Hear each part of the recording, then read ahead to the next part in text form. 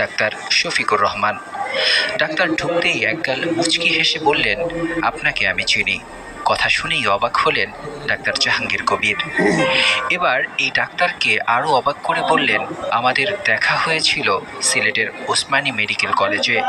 মুহূর্তেই operation theatre ছেয়ে গেল ভ্রাতৃত্বময় স্মৃতির চাদরে। ডক্টর শফিকুর রহমান সাহেব অনেক বছর আগে ওনার সাথে দেখা হয়েছিল, আমার 2003 বা 2004। আমি হার্ট সার্জারিতে ওসমানী মেডিকেল কলেজ সিলেটে একটা বক্তৃতা দিয়েছিলাম। উনি আমাকে জড়ায় ধরছিলেন। ওনার মনে আছে যে আমি আপনার সাথে অডিটোরিয়ামে দেখা।